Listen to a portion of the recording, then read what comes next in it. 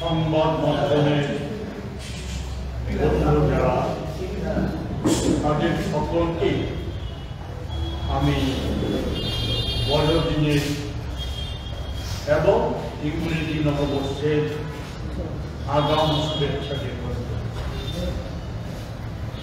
আজকে সাংবাদিক সম্মেলনে আমার সাথে উপস্থিত আছেন আমাদের রাজ্যের প্রদেশের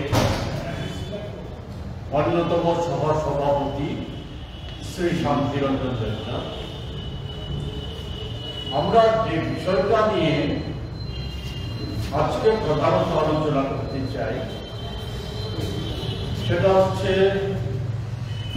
সম্প্রতি আপনারা সকলেই অবগত আছেন যে আমাদের রাজ্যে দেশের গৃহমন্ত্রী সহ কেন্দ্রীয় মন্ত্রিসভা আরো 2 জন সদস্য, 8 রাজ্যের মুখ্যমন্ত্রীরা, রাজ্যপাল মহাশয়েরা সহ সরকারি দপ্তরগুলি উচ্চ পদস্থ অনেক আধিকারিক তারা রাগ দিয়েছে। কিসের জন্য? যেটা জানার কথায় তব একটু উল্লেখ করতে চাই। 1971 সালে তৎকালীন কেন্দ্রীয় সরকার অনুভব করেছিলেন যে উত্তর পূর্বাঞ্চলের রাজ্যগুলি যে অনুন্নয়ন, অবস্থা, দুর্গমতা, নিরাপত্তা প্রশ্ন সহ সামাজিক আর্থিকভাবে তাদের যে পিছিয়ে থাকাটা, সেই রাজ্যগুলির পিছিয়ে থাকাটা, এ থেকে উত্তরণ ঘটানো জরুরি এবং উত্তরণ ঘটিয়ে আমাদের ভারতবর্ষের অন্যান্য রাজ্যের সাথে একাকীকরণ করাটা অগ্রাধিকার দেওয়ার পেছনে 71 সালে নর্থ ইস্ট কাউন্সিল বা সংক্ষেপে এনইসি পরবর্তী সময়ে এই যে পরিকল্পনাটা, এটা রূপায়িত করা এবং এতে আরো গুরুত্ব দেওয়ার ক্ষেত্রে বিভিন্ন সময়ে কেন্দ্রীয় সরকার বিভিন্ন উদ্যোগ গ্রহণ করেছিল, তাতে উদ্যোগ গ্রহণ করেছে। এতে এই এনএসিটা আরেকটা বিষয় ছিল, সাধারণ নাগরিক যে ক্ষেত্রগুলিতে যেভাবে অর্থ সংস্থান করার সুযোগ পায়, সে জায়গাতে ব্যতিক্রমী যে জায়গাগুলি দুর্গমতা ইত্যাদি হচ্ছে, সেখানে এই এনএসসির মাধ্যমে যাতে অর্থ বরাদ্দ করা যায়, এটা একটা অন্যতম উদ্দেশ্য। পরবর্তী সময়ে আরো সম্প্রসারিত করা, শক্তিশালী করার ক্ষেত্রে রুনার মন্ত্র গড়ে তোলা হয়েছিল।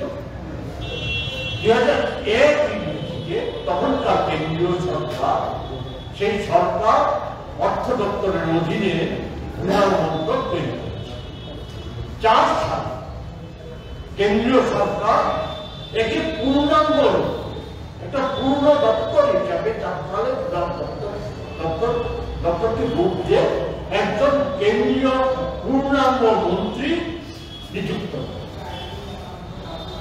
এই হওয়ার পর এটা তাদের কাজকর্মগুলো করে আসছে।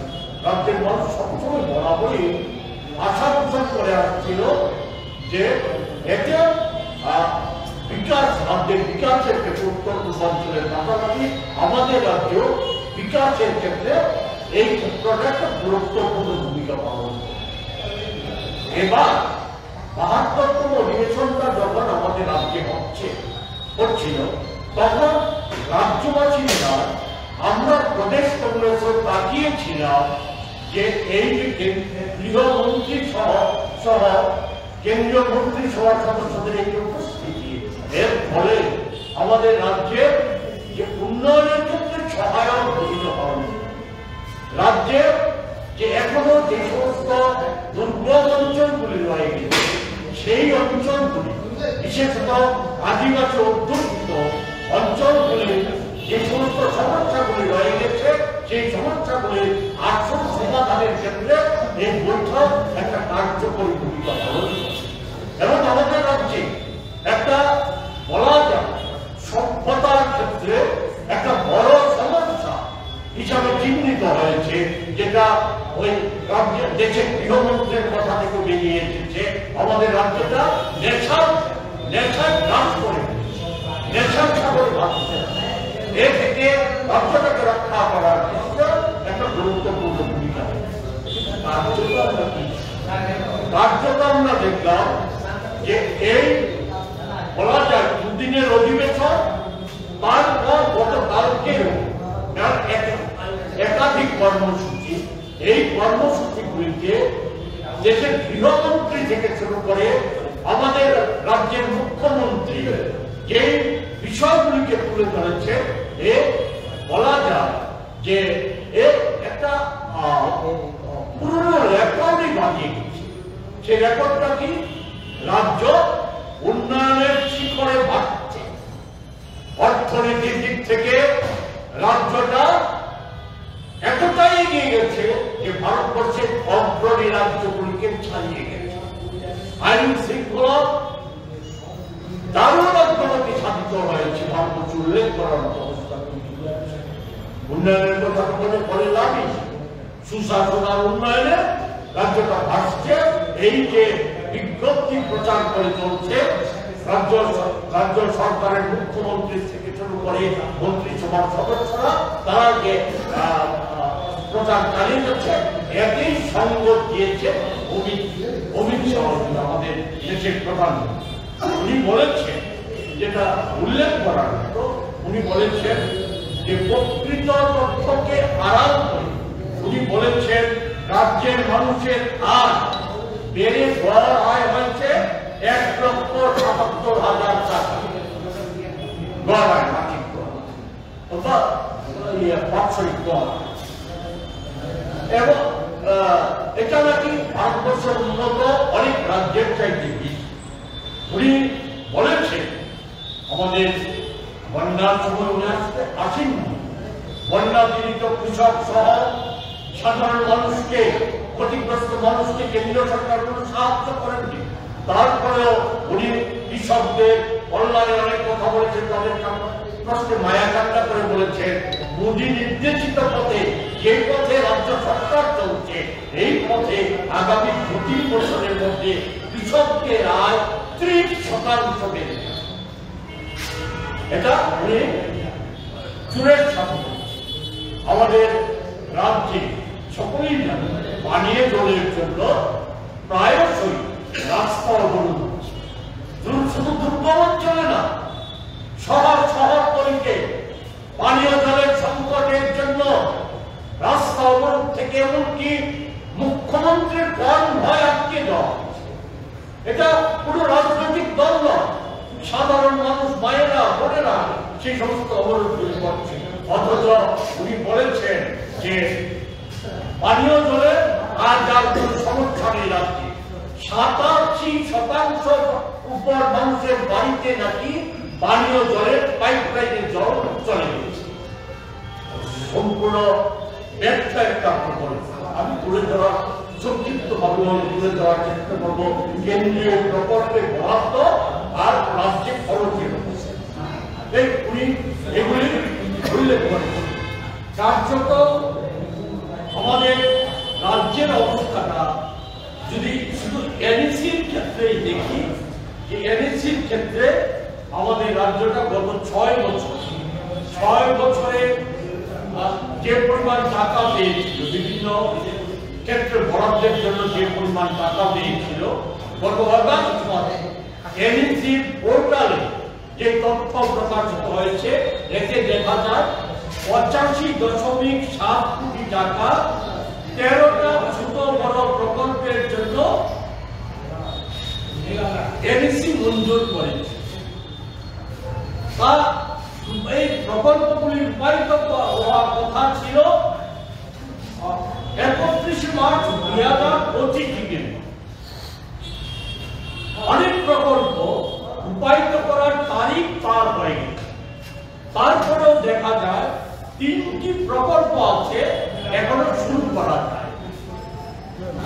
2025-এর 31 মার্চের মধ্যে প্রকল্পগুলি রূপায়িত করার অবস্থা যদি দেখো, আমি সব বলতে গেলে অনেকটা সময় লেগে যাবে। আমি শুধু টাকার অঙ্কে বিষয়টা বলছি। এখন পর্যন্ত ওই প্রকল্পগুলিতে যে 85.7 কোটি টাকা বরাদ্দ হয়েছে, তার মধ্যে খরচ হয়েছে মাত্র 21.38 কোটি টাকা রাজ্য সরকার খরচ করতে পেরেছে। উন্নয়নের শিখরে বাড়তে লাগছে। আমাদের কথা না, কংগ্রেস দলের কথা। ভারতবর্ষের একটা স্বনামধন্য সমীক্ষক সংস্থা এআরএস জাতীয় ক্ষেত্রে, তারা দেশের সবকটা রাজ্যে আর্থ সামাজিক অবস্থা নিয়ে তারা সেখানে একটা পর্যালোচনা করেছে। এই পর্যালোচনা করতে গিয়ে সবকটা রাজ্যকে 2টা ভাগে ভাগ করেছে, এ এবং বি ক্যাটাগরি। বি ক্যাটাগরিতে আমাদের রাজ্য সহ উত্তর পূর্বের অন্য রাজ্যগুলি, তার সাথে আছে গোয়া, হিমাচল প্রদেশ এবং পন্ডিচেরি। সেখানে 46টা সূচককে নির্ধারিত করা হয়েছে, যে বিষয়গুলির উপর পর্যালোচনা সমীক্ষা করা হয়েছে। এতে দেখা গেছে, আমি শুধু 46টা বলতে চাই না, 3টি ক্ষেত্রকে উল্লেখ করছি, যে সার্বিক কম্পোজিট স্কোরে 11টি রাজ্যের মধ্যে ত্রিপুরার স্থান হয়েছে 8ম। আর্থিক পরিচালনার ক্ষেত্রে স্থান হয়েছে 9ম। ভালো শাসন ব্যবস্থা, সুশাসনের ধ্বজা উড়িয়ে চলছে, ভালো শাসন ব্যবস্থা, সেক্ষেত্রে রাজ্যের স্থান হচ্ছে 8ম। এই হচ্ছে আমাদের রাজ্যের উন্নয়নের যে শিখরে আসছে ভবিষ্যতের কথা অধিকার। রাজ্যে বলেছে যে শান্তির পরিবেশ বিরাজ করছে। সেখানে যে উত্তর পূর্ব সহ আমাদের রাজ্যে নাকি শান্তি প্রতিষ্ঠিত হয়েছে মোদীজি আসার। আমাদের দেশের ইতিহাসকে অস্বীকার করা হচ্ছে। উত্তর পূর্বাঞ্চলে সকলেই জানেন, উত্তর পূর্বাঞ্চলের অন্যতম একটা সমস্যা ছিল বৈরী সমস্যা। এই বৈরী সমস্যা সমাধানের প্রশ্নে জাতীয় কংগ্রেস দল দলীয় স্বার্থকে দেখেনি, দলীয় স্বার্থকে উপেক্ষা করে সেখানে কোন কোন রাজ্যে শান্তি প্রতিষ্ঠার জন্য কংগ্রেস দলের সরকারকে বলি দিতেও দিতে হয়। এসব করে পণ্ডিত জওহরলাল নেহরু থেকে শুরু করে শ্রীমতী গান্ধী, রাজীব গান্ধী এবং মনমোহন সিং যে ভূমিকা প্রতিপালন করেছিল, এগুলিকে অস্বীকার করে নরেন্দ্র মোদীকে গুণগান করা হচ্ছে। আমাদের রাজ্যে এটা সকলেরই জানা আছে যে 80 জনের গান্ধার সভা, সে সময় একটা বিপরীত ধর্মী দলের সরকার ছিল এই রাজ্যে, কিন্তু কেন্দ্রীয় সরকার এই কথাকে মাথায় না রেখে রাজ্যের দাঙ্গা মোকাবেলা করার প্রশ্নে, থামানোর প্রশ্নে, শান্তি প্রতিষ্ঠার প্রশ্নটাকে সর্বাধিক গুরুত্ব দিয়ে সেই সময়কার স্বরাষ্ট্রমন্ত্রী জয়ন্ত সিংকে রাজ্যে পাঠিয়েছে। এবং উনি এসে দলের কথা না ভেবে দাঙ্গা মোকাবেলা সরকারের পাশে, রাজ্য সরকারের পাশে এবং মানুষের পাশে যেভাবে দাঁড়িয়েছিলেন, সেটা সেই সময়ে রাজ্যের সব অংশের মানুষের প্রশংসা করিয়ে দিয়েছে। এগুলিকে স্বীকার না করে উনি বলেছেন, প্রধানমন্ত্রী এই রাজ্যের এই উত্তর পূর্বাঞ্চলে শান্তি প্রতিষ্ঠার জন্য, উন্নয়নের জন্য 60 বারের বেশি নাকি উনি সফর করেছেন। কিন্তু মণিপুর যে চলছে 2 বছর যাবৎ মণিপুরে যাওয়ার সময় পাইনি। এই সময়ে ওই স্বরাষ্ট্রমন্ত্রী যে বিষয়ে কথা আমাদের রাজ্যের আইন শৃঙ্খলা উন্নতি হয়েছে। আমি স্বরাষ্ট্র দপ্তরে সম্প্রতি যে হিসাব 11 মাসে রাজ্যে খুন হয়েছে 113 লিপিবদ্ধ করা খুনের ধর্ষণ, শ্লীলতাহানির ঘটনা ঘটেছে 1485, চুরি 145টি, অপহরণের ঘটনা 87টি, ডাকাতি 9টি, গন্ডাছড়া, কৈতারাবাড়ি, কদমতলা, পানিসাগর, কৈলাসহর ওই সমস্ত ঘটনা বাদে সেখানে সংঘর্ষের ঘটনা সংঘটিত হয়েছে 22টি। এবং সমগ্র উত্তর পূর্বাঞ্চলের মধ্যে আমাদের অপরাধের দিক থেকে আমরা মণিপুরের চাইতেও এগিয়ে আছি। আমরা প্রথম স্থান অধিকার করেছি মণিপুরের চাকরিদার ঘটনাগুলিকে পাবো। নেশার কবলে কবলিত হয়ে কথা ভারতবর্ষের একটা জাতীয় সমস্যা বলে আমাদের অমিত শাহ উল্লেখ করেছে। সে কথা বলতে গিয়ে উনি বলেছেন সেক্ষেত্রে উত্তর পূর্বাঞ্চলের ভূমিকা গুরুত্বপূর্ণ। আমি উত্তর পূর্বাঞ্চলের সামগ্রিক হিসেবে উল্লেখ করতে চাই না। নেশায় আমাদের রাজ্যটা সারা ভারতবর্ষের মধ্যে দ্বিতীয় স্থান অধিকার করেছে, উত্তর পূর্বের মধ্যে প্রথম স্থান। নেশা এবং মানব পাচারে আমাদের রাজ্যটাকে করিডোর হিসেবে ব্যবহার করছে। আমাদের রাজ্যে সরকারি হিসাব মতো 64% পুরো মাদকাসক্ত, বেকারদের মধ্যে 90% মাদকাসক্ত। তারা সেই জায়গাতে এই যে মাদকাসক্ত মানুষ, তারা প্রধানত দায়ী করছে মাদকাসক্ত হয়ে যাওয়ার পেছনে মূল কারণ হচ্ছে মাদক দ্রব্যের সহজলভ্যতা। সহজেই পাওয়া যায়। সকলেই জানে যে নেশা মুক্তির হুঙ্কার দেওয়া হচ্ছে।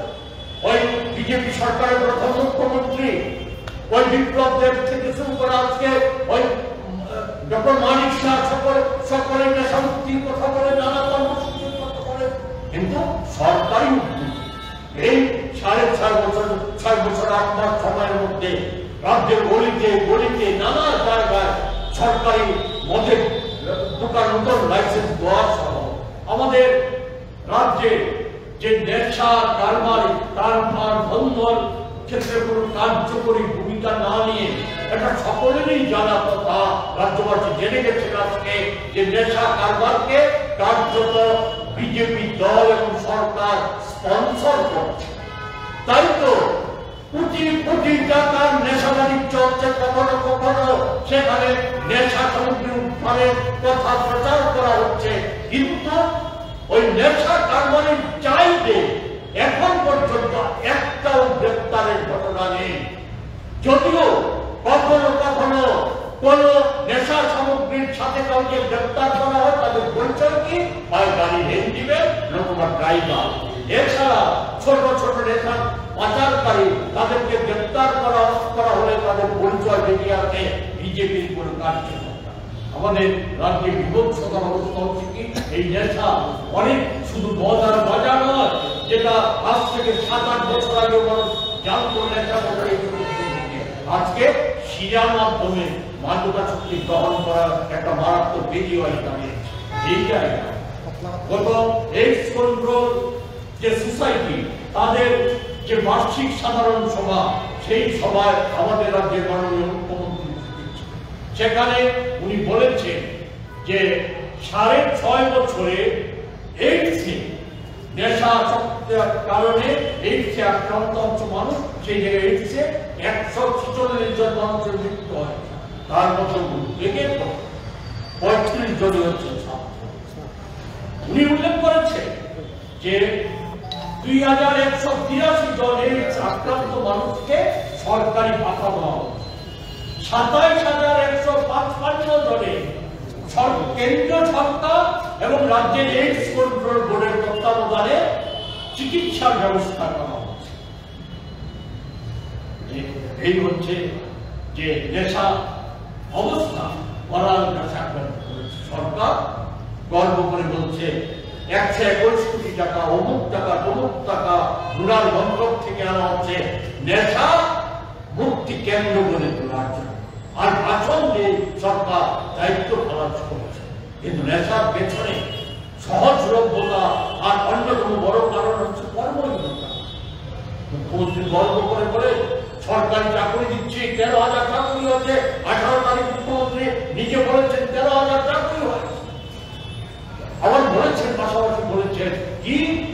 অল্প কিছুদিনের মধ্যে রাজ্যের থেকে বেকারিত্ব মুছে যাবে, বেকার শব্দ থাকবে।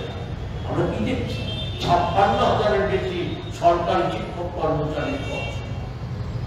মুখ্যমন্ত্রীর কথা পরে যদি দেখি 13,000 চাকরি, এর মধ্যে 4 থেকে 5,000 হবে স্থায়ী চাকরি। এও আবার ওই সেখানে একটা ভালো অংশ হচ্ছে বহির রাজ্যের যুবক যুবতী আমাদের রাজ্যের বেকারদের বঞ্চিত করে। আর বাকি সব চাকরি হয় চুক্তি ভিত্তিতে, কম টাকা বিনিময় চুক্তি ভিত্তিতে, নতুবা আউটসোর্সিং এর মাধ্যমে এই চাকরিগুলির কোনো নিশ্চয়তা নেই, এজেন্সির মাধ্যমে কম পয়সায় চাকরি দেওয়া হচ্ছে। আমাদের রাজ্যে বলা হচ্ছে আরেকটা পুরো বেকারদের শুধু চরম যায়। আমাদের রাজ্যের ছেলে মেয়েরা আজকে উত্তর পূর্বাঞ্চলের থেকে কাজের জন্য হন্য হয়ে ঘুরছে। ছেলে মেয়েরা রাজ্যের দেশের বিভিন্ন রাজ্যে চলে যাচ্ছে যে কোনো কাজ পাওয়ার জন্য, প্রধানত পরিযায়ী শ্রমিক হিসাবে চলে যাচ্ছে। এই তথ্যগুলি দিতে গেলে অনেকটা সময় লাগে। শুধু আমাদের রাজ্যে 92,000 শ্রম দপ্তরের হিসাব, 92,000-এরও বেশি কেন্দ্রীয় শ্রম দপ্তর হিসাব দিয়েছে ওই 2023 সালের গোড়া যে ছেলে মেয়ে সেখানে পরিযায়ী শ্রমিক সহ যে কোনো কাজ করার জন্য দেশের অন্যান্য রাজ্যের সাথে বহির দেশেও পাড়ি দিচ্ছে। এগুলো সম্মানজনক কাজ নয়। যারা ওই মেধা যুক্ত যে সমস্ত ছেলে মেয়েরা দেশের বিভিন্ন প্রান্তে বা বিদেশে সে সম্মানজনক কাজ করছে, তাদের হিসাব না। এতে মেয়েদের সংখ্যা হচ্ছে 17,500। এটা হচ্ছে আমাদের উন্নয়নের আরেকটা চাপ। আমাদের স্বাস্থ্য ব্যবস্থা ভেঙে পড়েছে, প্রয়োজনীয় মেডিকেল অফিসার নেই, প্রধান হাসপাতাল ডিবিতে চিকিৎসা ব্যবস্থা বলতে আজকাল কিছু নেই। মুমূর্ষ রোগী সেখানে চিকিৎসার কোনো সুবন্দোবস্ত নেই। অন্যান্য ছোট বড় মাঝারি হাসপাতালগুলির কথা তো বলে লাভই নেই। আমাদের শুধু মেডিকেল অফিসার নয়, হোমিওপ্যাথি ডাক্তার থেকে শুরু করে আয়ুর্বেদিক ডাক্তার সবটাই কমে যাচ্ছে, কিন্তু নতুন কোনো নেই। আমাদের স্বাস্থ্য কর্মী সেখানে ট্রলিতে রুগীকে আনা নেওয়া করতে গেলে, হুইল চেয়ার ব্যবহার করতে গেলে বাড়ি থেকে লুকিয়ে নিতে হয়, নতুবা টাকা দিতে হয়। এই ব্যবস্থা হয়েছে। আমাদের স্বাস্থ্য ব্যবস্থাকে বেসরকারি হাতে তুলে দেওয়ার একটা প্রচেষ্টা চলছে। আইজিএম হাসপাতালের সরকারি খরচে তৈরি হওয়া পরিকাঠামোকে একটা বেসরকারি সংস্থার হাতে তুলে দেওয়া হচ্ছে। দুর্যোগনগরে একটা জমি তুলে দেওয়া হচ্ছে, তা নিয়ে কেলেঙ্কারির অভিযোগ উঠেছে। কোনো সদুত্তর নেই, জমি তুলে দেওয়ার চেষ্টা হচ্ছে সেখানে একটা বেসরকারি সংস্থার হাতে হাসপাতাল গড়ে তোলার জন্য। অথচ সরকারের ভোট প্রধানমন্ত্রী দিয়ে গিয়েছিলেন এইমস তৈরি করা হবে। এখানে বলা হচ্ছে, অমিত শাহ বলেছে কৃষিতে আমাদের নাকি 30% যে কৃষকদের আয় 30% বেড়ে যাবে। আমাদের রাজ্যের মুখ্যমন্ত্রী থেকে শুরু করে কৃষি ক্ষেত্রে অগ্রগতি যে নানা তথ্য দিয়ে আসছে। আর প্রকৃত রাজ্যের অবস্থাটা আমি আর বেশি সময় না নিয়ে সংক্ষেপে বলছি। কৃষি উৎপাদন ধান সেটা প্রতি বছর বলা যায় পাল্লা দিয়ে কমে আসছে। সেখানে কৃষি ক্ষেত্রে 17-18 সালে ধানের উৎপাদন ছিল 8,12,090 মেট্রিক টন সরকারি হিসাব। সেখানে 23-24 সালে এসে দাঁড়ায় তা 7,92,406 মেট্রিক টন। 17-18 সালে গমের উৎপাদন ছিল 336 মেট্রিক টন। 23-24 সালে তা কমে দাঁড়ায় 203 মেট্রিক টন। আমাদের রাজ্যের শিল্পের বিকাশ, সারা দেশেই তো শিল্পের অবস্থা ভয়ঙ্কর, আর্থিক অবস্থা তো ভেঙে পড়েছে। আমার কথা রিজার্ভ ব্যাংকের যে তথ্য, সেই তথ্য এবং নরেন্দ্র মোদীজির যিনি প্রধান অর্থনৈতিক উপদেষ্টা, সে অনন্ত নাগেশ্বর, উনি যে রিপোর্ট দিয়েছে, লেখা যে লেখা বেরিয়েছে 7 সরকারি ইকোনমিক টাইমস অফ ইন্ডিয়া হাতে কিছু সেই লেখায় আমাদের আর্থিক যে ভয়ঙ্কর অবস্থাকে পরিষ্কার করে দিয়েছেন। আমি কিন্তু বলতে আমাদের রাজ্যে শ্রমিক সরকারি হিসাব মতো শ্রমিকের সংখ্যা 22-23 সালে ছিল 61,160 জন, বর্তমানে তা কমিয়ে দাঁড়িয়েছে 60,000। ফলে এই যে বিষয়গুলি সেই বিষয়গুলি নিয়ে পুরো আলোকপাত করা হয়েছে বলে জানা। সরকার সুশাসনের কথা বলে, কাজের সরকার বলে, উন্নয়নের কথা বলছে। যদি আজকে আর সময় নেব না, যদি আমরা এগুলি পরবর্তী সময় বলবো, কেন্দ্রীয় সরকারের বিভিন্ন প্রকল্পে তারা তো বিপ্লবটা প্রতিভা দিল্লি যেত বন্ধ হাজার হাজার 10,000 12,000 হাজার হাজার কোটি টাকা নিয়ে প্রকৃত চিত্রটা কি গত এই তাদের সময়কালে কত টাকা বরাদ্দ হয়েছে এর মধ্যে দেখা যাচ্ছে প্রায় 50% বেশি টাকা তো কমে আসছে, ধারাবাহিকভাবে কমে আসছে। 50% বেশি টাকা রাজ্য সরকার নির্ধারিত প্রকল্পগুলিতে এখনো খরচ করতে পারেনি। সেগুলি ব্যাংকে মজুদ আছে, সেই টাকার কি হচ্ছে কেউ জানে না। যেমন জানে না গুণারের টাকায় কি হচ্ছে। আমরা দেখেছি এই রাজ্যে পর্যটনের বিকাশের নামে নানা কি কর্মকাণ্ড করা হয়েছে, পর্যটনের কতটা বিকাশ হয়েছে। সর্বশেষ একটা ছোট্ট উদাহরণ নেই, এই যে সেখানে কিছুদিন আগে একজন ভারত শ্রেষ্ঠ শিল্পীকে এনে কোটি কোটি টাকা খরচ করে যে পর্যটনের যে ক্ষেত্র নাকি বেড়ে যাবে সেই কথা কি করে প্রচার সমর্থ করা হয়েছে, তার জন্য কি হয়েছে? সেই প্রচার ভারতবর্ষের পর্যটকদের আকৃষ্ট করার ক্ষেত্রে এই শিল্পীর যে ভূমিকা নেওয়ার কথা ছিল সেই কোনো ভূমিকা নেয়নি। এটা ভারতবর্ষে প্রচারিত হয়নি। ফেসবুকে সেই সমস্ত বিষয়ে ফেসবুকে এই কর্মসূচির কথা একবার উল্লেখ করেনি। এইভাবে কার্যত আমরা সে সময় বলেছিলাম দলের তরফ থেকে বলা হয়েছিল কার্যত কিছু টাকা, সরকারি টাকা কাউকে তার পছন্দের ব্যক্তিকে পাইয়ে দেওয়া। এটা আর যেটা বলেই আমি শেষ করবো যে সেটা অমিত শাহজি এবং আমাদের রাজ্যের মন্ত্রী, মুখ্যমন্ত্রী থেকে মন্ত্রীরা যে সমস্ত কথা বলেন যে আমাদের আর্থিক বৃদ্ধি ঘটেছে, মাথা পিছু আয় বাড়িয়েছে, রাজ্যের জিডিপি বেড়েছে, দেশের জিডিপি বেড়েছে, প্রকৃত তথ্য হচ্ছে আমি সেগুলো তথ্য উল্লেখ করে শুধু বলবো। অনন্ত নাগেশ্বরের যে প্রধানমন্ত্রী মুখ্য উপদেষ্টা ওনার কথা ভারতবর্ষের কর্পোরেট জগতে আর অস্বাভাবিক রকম বেড়ে গেছে। ওই যে আদানি থেকে শুরু করে যে নির্দিষ্ট কিছু কর্পোরেট সেক্টরের আয় যা বিগত 15 বছরে হয়নি, 15 বছরে যা হয়নি, শ্রমিকদের আয় কমে গেছে, ছাঁটাই কমেছে। আমাদের রাজ্যেও একটা অংশের মানুষের আয় বেড়েছে। নেশা পাচারকারী, চোরা চালানকারী, নিগো মাফিয়া, জমির দালাল আর বিজেপির একটা অংশের নেতা মন্ত্রী থেকে কার্যকর্তা যাদের 18 সালের আগে নির্দিষ্ট কোনো বাসস্থান ছিল না, ঘুমালে পরে আকাশে তারা উঠতে পারত, তারা আজকে প্রাসাদ সহ বাড়ি করেছে, তারা আজকে সেখানে কোটি কোটি টাকা ব্যাংক ব্যালেন্স করেছে, সেখানে তারা আজকে দামি দামি গাড়ি ব্যবহার করছে। এদের আয় বেড়েছে, এটা ঠিক। এটাই যদি বিকাশ হয়ে থাকে, এটাই যদি উন্নতি হয়ে থাকে, তাইলে তো আমাদের কিছু বলার নেই। কিন্তু আমরা বলবো, আমরা কংগ্রেস দল, আমরা বলবো রাজ্যের 40 লক্ষ মানুষ উপেক্ষিত এই সময়ের মধ্যে তাদের অবনতি হয়েছে। কৃষক, শ্রমিক সহ ছাত্র, যুব, শিক্ষা ক্ষেত্রে, শিক্ষক কর্মচারীদের ক্ষেত্র, এগুলি তো বলে লাভ নেই। সেখানে একেবারে সব অংশের মানুষ আজকে বিপদের মুখোমুখি। সেই জায়গায় দাঁড়িয়ে আমরা কংগ্রেস দল বসে নেই, আগামী দিনে আমরা বসে থাকবো না। এই সমস্ত অপপ্রচার, প্রতারণা এর বিরুদ্ধে আমরা দল মত নির্বিশেষে আমরা যারা আন্দোলন গড়ে তুলতে গড়ে তোলার কর্মসূচি নিয়ে আমরা রাস্তায় নামবো। আমরা আপনাদের মাধ্যমে সমস্ত অংশের রাজ্যবাসীর সমর্থন আমরা চাইব। এই কথাটি বলে আমি আবারও বলে দিচ্ছি, একটু হয়তো সময়টা বেশি লেগে গেছে, তার জন্য আপনাদের সাথে প্রার্থী একটু সময় দেবেন। আমাদের 3টা নির্দিষ্ট কর্মসূচি আছে, সেই কর্মসূচি উনি সম্পর্কে আগামীকাল 26শে ডিসেম্বর এবং 28শে ডিসেম্বর এই কর্মসূচিগুলি সম্পর্কে আমাদের অন্যতম সভাপতি শান্তি দেবনাথ মহাশয় আলোচনা।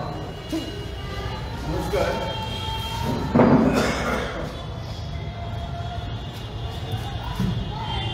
ইতিমধ্যে আপনারা রাজ্যের যে সামগ্রিক অবস্থা, অর্থনৈতিক অবস্থা, শাসন ব্যবস্থা, আইন শৃঙ্খলা সবকিছু সম্পর্কে আপনারা বিশদ কথা শুনলেন আমাদের মাননীয় মুখপাত্র শ্রী প্রবীর। এবারে আমি আপনাদের একেবারে সামান্য একটু সময় নেব, আগামীকাল থেকে 28 তারিখ পর্যন্ত সারা ভারতবর্ষে ভারতীয় জাতীয় কংগ্রেস কিছু কর্মসূচি এবং সেই কর্মসূচি আমাদের রাজ্যেও প্রচলিত হবে। এই সম্পর্কে আমি আপনাদের দু চারটে কথা বলি।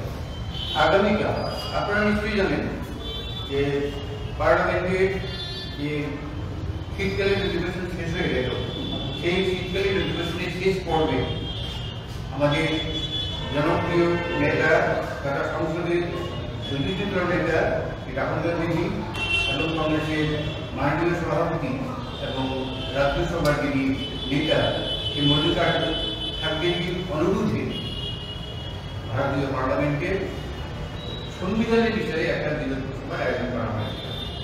সেই সভার প্রথম দিকে অত্যন্ত মর্যাদাপূর্ণ সভায় অনুষ্ঠিত হল।